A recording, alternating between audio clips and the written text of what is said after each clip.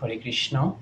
প্রিয় সুধীজন, আজকে আপনাদেরকে শ্রীমদ্ ভাগবতের সপ্তম স্কন্ধের সপ্তম অধ্যায়ের যে প্রহ্লাদ মহারাজ মাতৃগর্ভে দেবর্ষি নারদ কর্তৃক যে ভাগবতের জ্ঞান অর্জন করেছিলেন তার একটি শ্লোক, দুটি শ্লোক একসাথে আমি বলছি।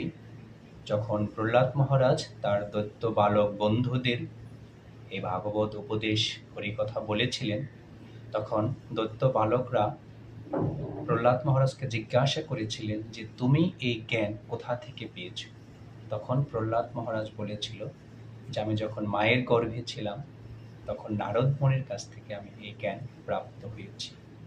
তার দুটি শ্লোক এখানে প্রহ্লাদ মহারাজ বলছেন তার বন্ধু দৈত্য বালকদের, যে আত্মা নিত্য হব্যয় শুদ্ধ এক ক্ষেত্রজ্ঞ আশ্রয় অবিকৃত সদৃগ হেতু ব্যাপক সঙ্গনাবৃত এতই দ্বাদর্শ ভি বিদ্যানাত্ম লক্ষণই পরই অহং মমেত্য সম্ভাবং দেহাদৈ মোহজং ত্যাজত।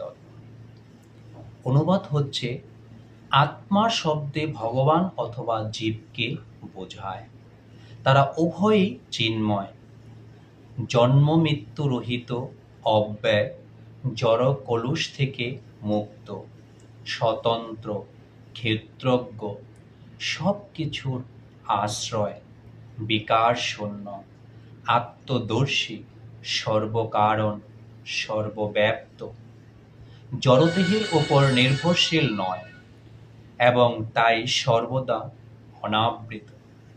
যে ব্যক্তি আত্মার এই 12টি গুণ সম্বন্ধে অবগত তিনি যথার্থ বিদ্বান এবং তার কর্তব্য এই জড় শরীরটি আমি এবং এই শরীরের সঙ্গে সম্পর্কিত সব কিছু আমার মোহজনিত এই ভ্রান্ত ধারণা ত্যাগ করা। হরে কৃষ্ণ।